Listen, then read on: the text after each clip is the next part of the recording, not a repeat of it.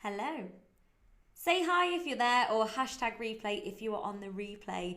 Happy Monday. Have you managed to catch up with my live from yesterday yet? Now, yesterday I went live and I was talking all about the June challenge, which everyone needs to get involved in. Every squaddy has got to get involved in the June challenge. So it's called the June.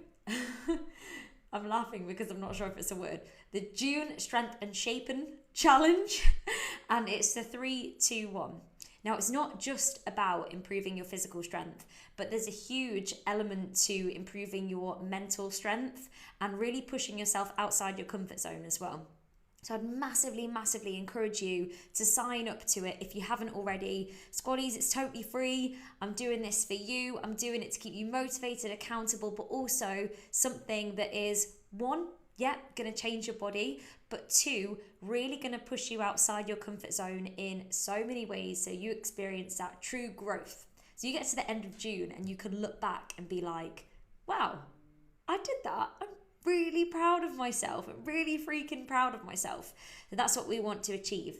So to sign up to it, all you need to do is go to the member homepage. So log in, go to the member home, and there's a button that says it right there. Gwen, hello. How are you? Are you doing the June challenge? Get yourself on it. So we're going to start on the 3rd. It's a Monday, and I think it's the 3rd. Yes, the 3rd. And we'll be getting everybody set up into the little groups like the day before or 2 days before, just so you're all ready to go on the 3rd. I hope you had a lovely weekend, by the way. And before we start the Q&A as well, this weekend, oh my gosh, it was so productive. You know when you have those weekends where you just get so much done. You get to Monday, you're like, oh, thank goodness, I can have a break and go back to work. It was definitely one of those weekends this weekend.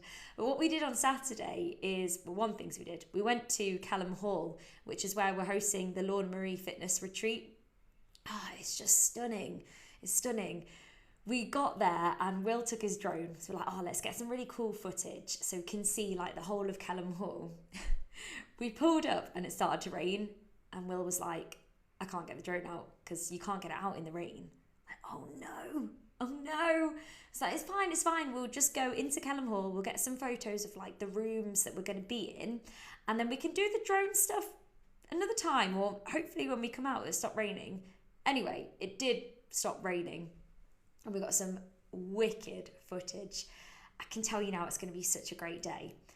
I personally think like one of the main issues with today's society is that we just go all the time, and we never actually allow ourselves any time or any space out to think about how we actually are, like how we're feeling, how our bodies are feeling, and almost to like take stock of what is going on in life. I feel like we don't do that enough. And maybe you don't really ever do that at all because you're thinking of the next thing and the next thing and the next thing constantly. And it's so important and really, really powerful actually to take time out. So I think that this retreat is going to be that gentle push to force you to take time out, take stock, and just have a day for you and not feel bad about it. And I really strongly think that in order to do this and to do it effectively, you've got to remove yourself from your immediate environment. You just have to get out of your immediate environment to actually spend time on you. So if you're wanting to join us, team, please do. It's the 12th of July. It's going to be a wonderful day. We're going to be doing Pilates on the sunken lawn. We'll be doing yoga for balance in both body and mind. We're going to be doing some breath work, meditation. We've got a workshop with Physio Needs who will be working on injury prevention, which is so important. And then Kelham Hall will be providing the beautiful venue, and they'll also be providing some wonderful food throughout the day. So food, teas, coffees, sparkling water apparently throughout the day as well. But they will be providing, it's fruit and pastries when you get there. We've got a 2-course buffet lunch, like a healthy butter bowl style, and then they're providing some afternoon snacks as well. So we'll be well nourished throughout the day, but all healthy foods that are going to make us feel good. So if that sounds a little bit like you, either get in touch with me or just put retreat in the comments here, and then I can just email you the link straight away. We are limited on places because I want it to feel intimate and not too big. And at the same time, the rooms, they only take a certain capacity. The rooms aren't massive that we're going to be using. So I am limited on spots. So just put retreat in the comments or message me and I'll send you the link to book on. Right, let's get on with the questions from the Q&A. Here we go. Now I've actually frozen on my screen, so you'll have to let me know if you can still see me.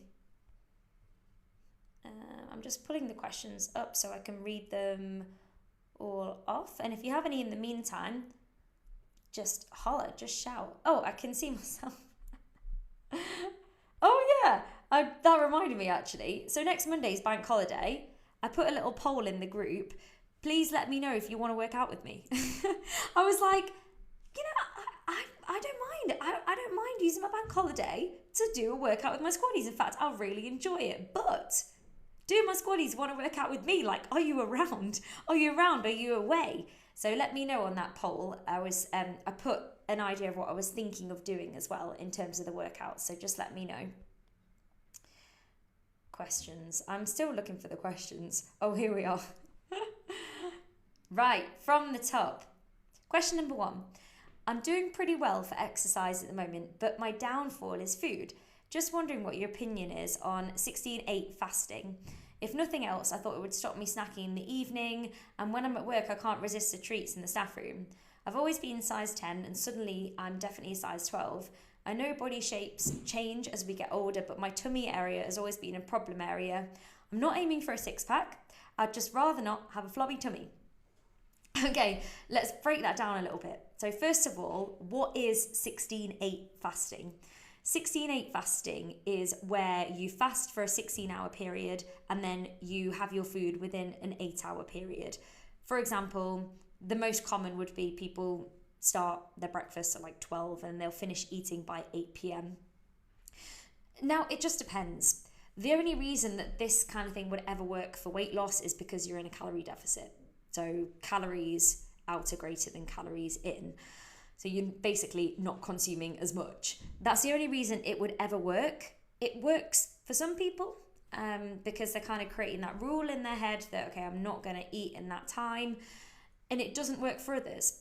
I wouldn't recommend any form of fasting if you have a poor relationship with food or a past with eating disorders or anything like that, or if you're a diabetic, or if you're a really active person. If you're a really active person, it can mess with your energy levels quite a lot. So I wouldn't recommend it if you fall into any of those categories. I wouldn't really recommend it if you are perimenopausal or menopausal either, because you are potentially missing out on, you're missing out on a protein window there. So when you reach the perimenopause, menopause, you have an exponential decline in your muscle mass. And your muscle mass is linked to your BMR, which is your metabolism. So the more lean muscle mass you have, the higher your metabolism. In order to maintain your muscle mass, you need to be doing strength training and you need to be eating enough to keep your muscle alive. So you don't lose any, is what I'm trying to say. So you need to be eating enough protein. So if you are having a 16-hour fast, your body is not consuming any protein for 16 hours, it's not going to help you maintain that muscle mass, or it's going to make it a lot trickier anyway. So that's one factor to think of. Another thing to think of would be your energy. So if you've got a really busy job and you're not eating, say, until lunchtime, what's your energy like? What's your mood like? Are you getting headachy? Are you getting irritable? Do you feel like you've got no energy? Are you performing well? How's your brain functioning? So these are all little things to think about. It works for some people, it doesn't work for others. Sometimes what works for people, say like, so this particular squaddy, I've anonymized the majority of these questions, by the way, because, if you ever send a question to me, you don't have to write it in the Q&A, where I gather them all. If you'd rather, and you just want it to be anonymous, just send it to me and then I add it on to them. So here it's about the snacking in the evening. what you can do is make a rule. So rather than saying, right, I'm going to fast, what you can do is just make a rule and commit to it 100%. Sometimes it's easier to do that. Well, no, the majority of the time it's easier to say this is a rule as opposed to, oh, I'm going to try to, or I hope I don't do this anymore, or I hope to start on Monday. No, you make an actual rule and you commit to it. So you could say, after dinner, the kitchen is closed and I'm not going to eat after dinner. So make sure you've got a really nice, nourishing, balanced meal. And if you want, like a dessert, I always finish my dinner off with a yogurt. Quite often it's a protein yogurt. And then you just close the kitchen. You could do that. Or you could make a rule that I am not going to snack after a certain time. Or you could make a rule that if I am going to snack, it is going to be, I don't know, some carrot sticks with hummus, or it is going to be a piece of fruit before I go to bed. I'm not going to have anything else other than that kind of thing. Sometimes that is easier. So that might be more food for thought. You'll have to see how you get on, but each to their own on that one. But there's just some considerations. Number 2, I'm loving the classes and staying on track with them. I'm struggling with food and treats like pizza, association with busy at work and convenience. I know I need to not beat myself up or go down the line of I've ruined it this week, let's start again next week mentality, but I'm finding it harder at the moment. So with this, I think there's quite a lot to unpack really. And one of the things is calling foods bad and good, or things that you should or shouldn't have. Because a healthy, balanced diet includes everything and includes all food groups. And actually, it's unhealthy to say, I can't have that, or I don't eat that, or I shouldn't have that. What is better is to kind of think of things that food is food. Some food is more nutrient dense than other food. So some food will provide your body with more nourishment. Other foods will have a little bit less of that, but food is food. So firstly, I would stop calling or labeling foods, because all it does is it puts you in a mindset of good, bad, should have that, shouldn't have that. And all your brain wants to do is touch the big red button, as in the thing that you're quote unquote not meant to have. It's all you want to have. It's all you can think about. And why not have pizza? What is wrong with pizza? Be questioning yourself as well. Why can't I have that? Why can't I have that thing? And when you do have things that are less nutrient dense, so of course I'm not going to say eat pizza every night either, but when you have things that are less nutrient dense, you want to be thinking, I'm going to eat this. I'm going to really enjoy it. I'm going to eat it mindfully. It's not going to be in front of a screen.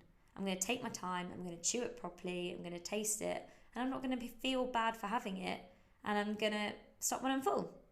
And then I've had that. I've enjoyed that. Great. I owned it. That was my choice. It was my choice to have that. And I really enjoyed it. And then we move on. It's as simple as that. Now, if you find that you're really, really busy and you are reaching for things that are just quick, you can reach for quick things that are more nutrient dense. And I personally think the best way to do this would be to meal plan and to prep, and it doesn't have to take ages. It really doesn't have to take a long time. How long does it take to whip up a sandwich? Literally could probably make one in less than a minute. What's wrong with sandwich? There's nothing wrong with a sandwich. It might be you're gonna make an extra big portion at dinner time, and you're gonna use that for your lunches over the next 2 to 3 days. So then you've got them all there. And the key is, when we're so busy and we're in a rush, you need something that's already there, already prepped. Because when we're in a rush and when we're busy, we are going to reach for something that is just quick, something that's fast. And it might not necessarily always be what the body really needs right now. So you want to make this easy for yourself. You want to make this easy. You don't want to put any barriers in the way. So just make sure you've got healthy foods in that are easy to grab and maybe to take around with you as well. And when you're in this kind of frame of mind, and you're thinking, oh, I shouldn't have that, or I shouldn't have done this, or actually this would have been healthier. 1, question it. 2, know that you own your choices. And 3, if you feel like you're about to say, oh, do you know what? Forget it, I'll start again next week. And you feel like you're in that frame of mind. My best advice would be to play it forward. So if you did think that and you thought, oh, well, I've had the pizza now, so I'm going to have the ice cream, I'm going to have the wine, and I've opened the biscuits, so do you know what? The only way to get rid of them is to eat them, and then I'll just start fresh next week. Play it forward. If you do that, how are you going to feel? Are you going to wake up the next day and think, yeah, that was a great decision. I'm really glad that I did that? Probably not. Probably not. So be always thinking of the alternative. And again, like I said, there is nothing wrong with a bit of what you want to. Just got to make sure that we are nourishing our body with the good stuff first and foremost. We've got to think our body's not a bin, so we can't throw rubbish in it all the time. So we've got to fill it with the good stuff, the stuff that it needs, and yeah, a little bit of what you want is included in that 70-30 rule.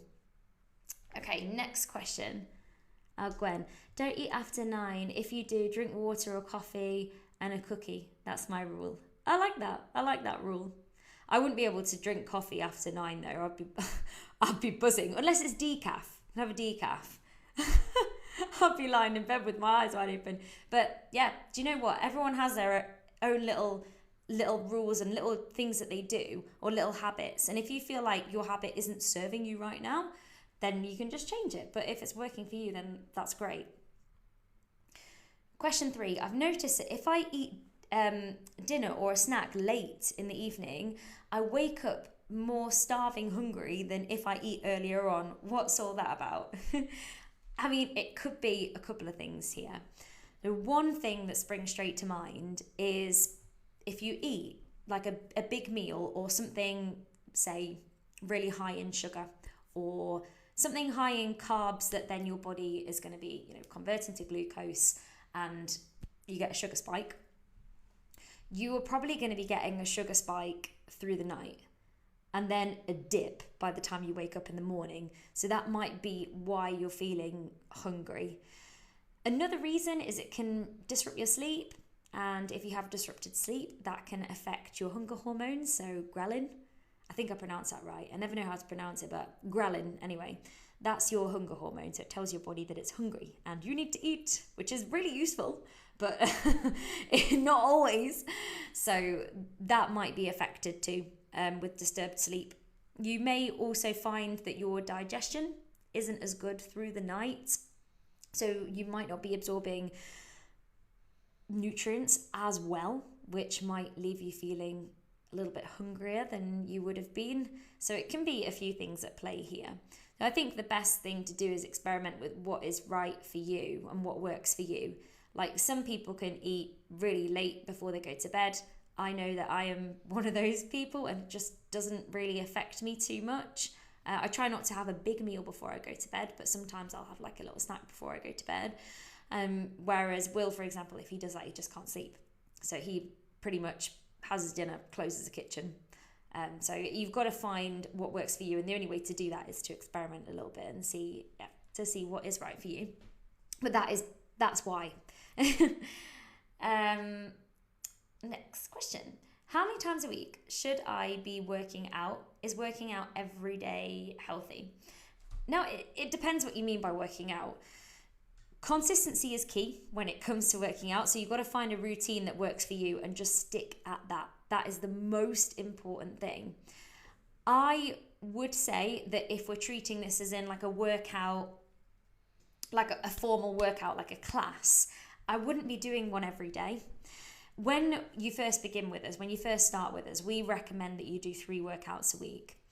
And that might, say if you've been with us for a while, that might creep up to 4, it might be 5, it might be 6. But we strongly advise you to have minimum of 1 rest day and ideally a couple really.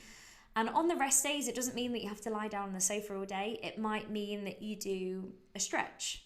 And that could be, yes, it could be a stretch class, but something really, really chill that's going to help relax your muscles, promote blood flow to help them recover. Or it might be a really light walk. But we would recommend at least 1 to 2 rest days per week regardless.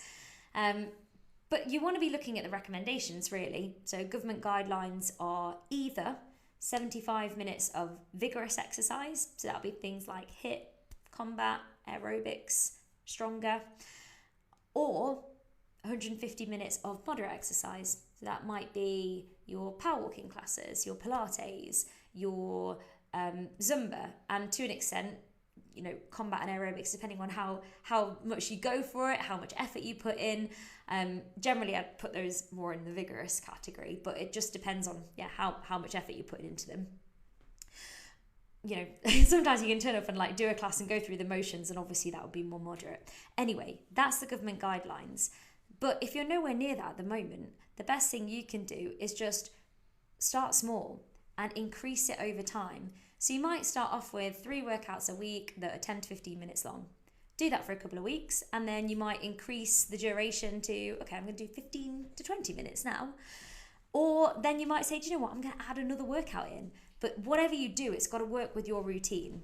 And it also depends on what your aim is at the moment. What's your goal? Are you looking to build strength? Are you looking to improve your endurance? And that would depend, then you'd obviously adjust your exercise routine to suit that. So I hope that's useful. Okay, next. Squats and knees. I've watched the how-to for squats, checked my positioning and posture. I have intermittent knee pain. I've realised if I clench my bum and all the leg muscles before squatting, my knees seem fine. I assume this is because I'm engaging my muscles rather than letting my knees do all the hard work.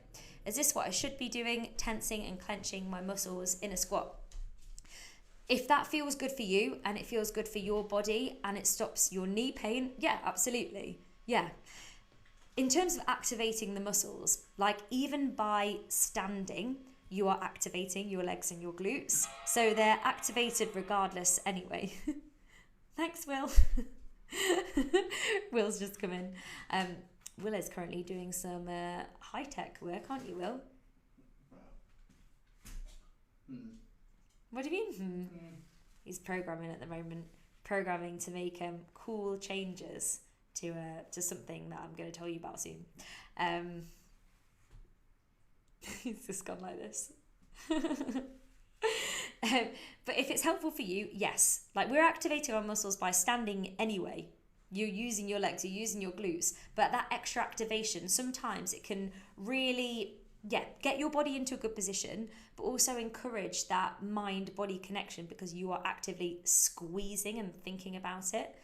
The only thing to watch out for is if you are really squeezing your glutes hard. When you come up to the top, you don't want to be overextending the spine, so you don't want to be leaning backwards and pushing your hips forwards. We want the hips directly underneath the rib cage. So just be very mindful when you're doing that. But if you found a technique that feels good for you and it doesn't hurt your knees, brilliant. I know the next question is about knees as well. So what I will do is I'll talk about improving your knee strength in the next question. Lunges, again, knees, For days when my knees hurt, are there any alternatives to lunges that I can do to work the same muscles? I've got one side where I can lunge fine, but then I come to even it up and sometimes I have pain. An alternative move would be good. Will, you're disturbing the Q&A. No, you're okay. You're okay, but you can't play videos. So for the lunges, yes, there are alternative moves you can do. And actually, if a squat feels good, do that. If you're wanting to work your quads, then you're going to bring your feet a little bit closer in so your feet are just outside the hips and do a more narrow sort of version of a squat. But if the squats are feeling good for you, now you're doing that extra squeeze, do that. Also, you could do hip bridges. You lie down on the floor, you lie on your back, and then you squeeze your bottom, lift the hips up. That's a good one to work the legs. There's hip thrusts as well. You can have a barbell going across your hips. So you could be almost you can lie down on a chair or a bench to prop yourself up, and then it's kind of like doing a bridge really. You just lift your hips up, or you could have a weight plate just resting on there. And then another one would be step-ups or using stairs to step up and down. With lunges, a lot of it is in the technique. And just be really mindful about how much weight you're pushing through your front foot. You want to be pressing, if you press the front heel down hard, it activates your glutes more. And then be very mindful about the positioning of your knee as well. And whereabouts is it hurting on your knee? Just think about where it's hurting. Like if it's hurting on the inside, are you letting your knee drop in towards your big toe, or are you pushing it out towards your little toe? Are the glutes activated? Have you got a long enough step back? What's the range like? And if you're not sure, you can always send me like a little video of you doing it, and I can have a little look at your technique and things. But for now, you could use those as alternatives, and they would be absolutely fine. Okay. And of course, like if you got access to like a leg press or something like that, you could do that, but you don't necessarily need that to work your quads. I'm getting shin splints. Any advice on what to do? So shin splints generally happen when, they're really common among runners, and if you do a lot of high impact stuff, and you feel it straight down the front of the shin, tibia, and it's pretty nasty. It doesn't feel nice. The immediate advice would be RICE. So that is rest, or rest from high impact, so no more high impact. We do not want to make this feel any worse. Ice, so you could use ice to help with inflammation. Compression, so compression sleeves, and then elevation as well to help with the inflammation side of things. So just getting your leg up. In like more medium long term, think about the surface that you're doing it on. So if you're doing your workouts on a hard surface, can you get any flooring that you can put down to make it a bit spongier? We've got some ideas on the equipment guide area. So if you go to the member home, there's a button that says equipment guide. We've put some flooring suggestions there, so you can have a little look at those. So you've got a bit of a spongier floor. Be thinking about the shoes that you're doing it in, making sure that they've got some cushioning as well. And also making sure that you're doing workouts that work to strengthen the area and also stretch it out. So you're releasing tension and you're building it up rather than kind of like hammering the impact all the time. So it'd be a case of just making sure that you're keeping everything really, really varied and looking after your body in every way that you can. And actually the June challenge, the strength challenge, might really help with that. So that might be a really good focus to really just hone in on strength and holistic as well to release that off. And the strength classes that we do, say hit with weights and stronger, there's a real cardio element in there as well. So if you're someone who really likes your cardio, or you're worried about kind of pulling back a little bit on that, you're going to be lifting your heart rate in those, I promise, I really do. But that is what I would say, just definitely rest it up. You don't want that to get any worse. And I was going to talk about knee strength, wasn't I, as well, in the last one. It's still quite relevant. It's relevant to this question too. You can be building up strength around your knees and also strength around your shins. So you want to be doing things like stronger, and you want to be doing the booty band class as well. That's a really good one. Those two. And Pilates, to be fair.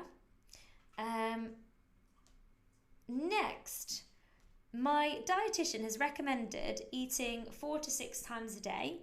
I often work on placement in a hospital, and I find it hard to plan for this. Can you help? I think when you're working in a hospital, you're going to be on your feet a lot. Oh, Cindy, sorry I'm late to the party. Oh, Cindy, don't worry at all. You're not late at all. What I do is, obviously this will be on the group so you can catch up, and then I'll also upload it to the members area. It's under bi-weekly coaching, and then it'll also go onto the podcast. So if you prefer to like listen when you're on a walk or in the car or in the shower or wherever you listen to stuff, or in the bath, don't take your phone in the bath there, everybody. Then it goes on there too. So if you're in a hospital, you're going to be on your feet a lot. You're going to need to make sure that you're fueling your body. You're fueling your body and keeping your energy up. So I would say the main priority is when you do get to eat, making sure that you're having something that is really balanced and really nourishing, and you're having enough food. Make sure that you really, really fuel your body. And then the main thing is going to be prep. So a little bit like I was speaking about earlier, make sure that you've got stuff that you can grab, that you can eat quickly, that is healthy, it's going to fuel you. And again, maybe like bulk making your meals. So when you make your dinner at night, make extra portions so that you can use them for your lunches. Make use of the facilities. If they've got a fridge, great, use that. Microwave, great, use that. So I would do that. Take stuff with you. In terms of snacks, you can have quick things like protein bars. You could have nuts and dried fruit. You could boil a load of eggs and take those with you, and just be grabbing stuff to eat where you can, and making sure that you are looking after you and you are taking breaks, because you need to keep fueled. So that would be my best advice on that one. Just think about nourishing your body, stay hydrated too. And if you need to, if you're really, really busy and you kind of forget because you're stuck in the middle of something, set an alarm on your phone. Like, I need to eat, I need to refuel. That is what I would do. Just make sure that you're taking care of your body. So food is fuel, particularly when you have a job like that where you're on the go all the time and it's going to be really, really busy. Look after you. Last few questions, gang. I'm a vegan, so what sort of protein would you advise? I mean, team, if you've got any suggestions on vegan sources of protein, pop them into the comments here. But the ones that I can think of off the top of my head would be lentils, would be chickpeas, beans, tofu, tempeh, if that's how you pronounce it. That's how I pronounce it anyway. Soy products, and then you've got your meat alternatives like Linda McCartney and things like that.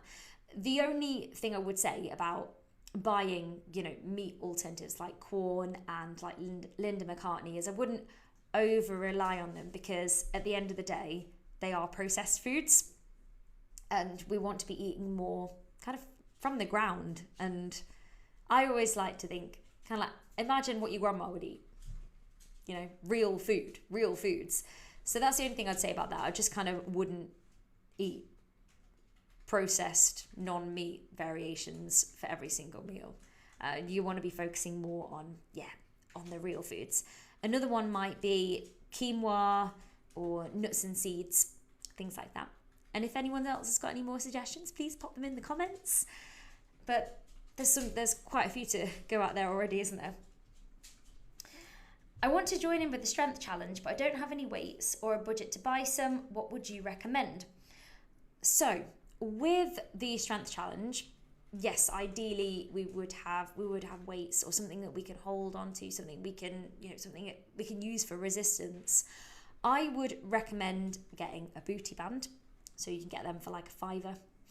We recommend some on the equipment needed area. I bought mine for £6. I think it's very, very similar now. I got mine quite a while ago. It was like maybe 3 or 4 years ago or something, but pretty sure you can get one for a similar price now. I think the ones that we've recommended the ones we've got are really thick bands, and they're great for working strength. I would also say you could fill water bottles with something like water or rice or whatever, something that is going to be heavy once you've filled it up and something you can hold. You could use that temporarily.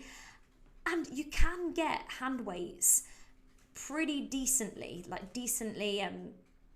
in terms of budget. You can get them from Aldi, the Range do them as well. So you could start to almost build them up over time. You can get some decently priced ones off Amazon. Even a barbell, they've come down in price loads. So it might be something that you want to put on like your birthday list or a Christmas list or whatever. But they've come down in price a lot. And I would definitely say for the long term, get yourself a barbell, because it's a game changer. You can lift more and in a safer way as well. And that way you're just going to see better results. But for now, maybe think about the booty band, or think about what you've got in your home that you can use for now until you're in a position where you can get some weights and take it from there. How do I balance my workouts? I'm thinking 2 days on, 1 off to build up. Is that too little or is it too much? How do I know when I need a rest day or it's just a case that I can't be bothered? So in terms of balancing the workouts, it depends on what your goals are. Are you wanting to focus on strength? Are you wanting to focus on endurance? Are you wanting to improve your flexibility? What's your main focus here? Oh, sorry, 1 second. Harvey needs to go out. Do you need to go out, Harvey? Do you need a toy? Is that what it is?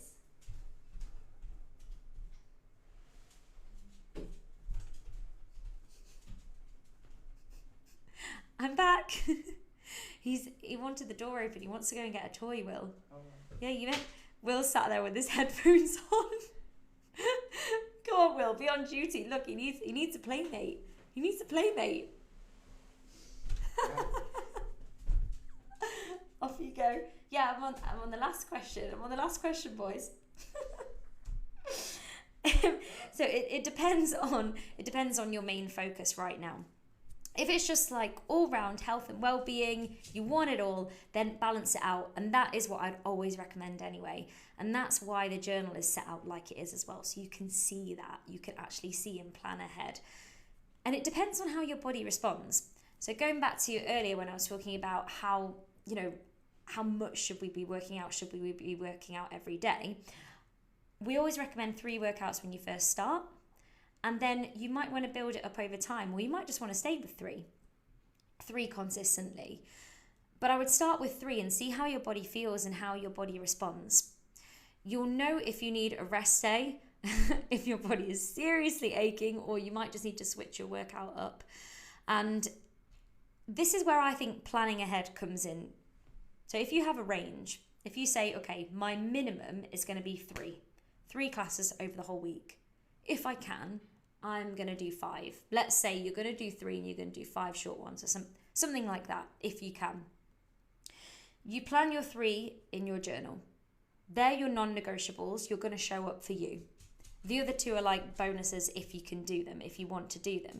Let's say you get towards the end of the week, you've done 4 workouts and you don't know whether to do the 5th or not, but you feel really tired and you don't really feel like it, and you've already hit your non-negotiable, and you've already done the ones that you promised yourself that you would definitely do, then it might be a case of, okay, well, maybe I actually need a rest right now because I feel really achy, I feel like I've got no energy, and I don't really want to do that extra one, but I've done what I set out to do, I've done my non-negotiable, and I've done what I planned. Then that would be, okay, yeah, let's have a rest day.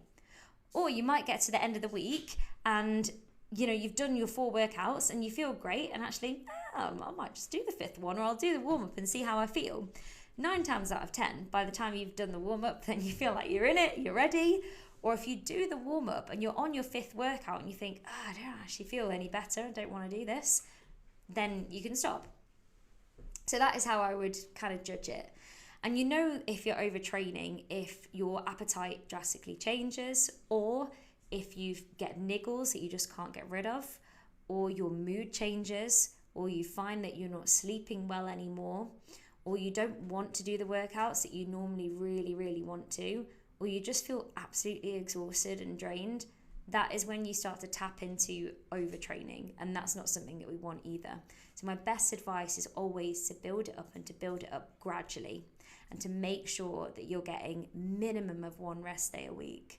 And when you first begin, I would want to see you doing more than minimum 1 rest day. I'd want to see you doing a few more, because what a lot of people think is the more you do, the better. And sometimes, yes, that is true. Sometimes the more we do, the better, but we need to allow our body to recover, because we will get to a point, and it depends on where you are on your fitness journey, you'll get to a point where doing more is actually detrimental and you're not getting any added benefit, and your body isn't actually, you're not getting any added benefit in terms of your energy or results. And we tend to see this a lot with people who do a lot of exercise, who do a lot of workouts, and sometimes by adding that extra workout, they're not getting any benefit to the point where they're adding another one, and then it's actually a disbenefit because their body can't recover. So their muscles can't recover.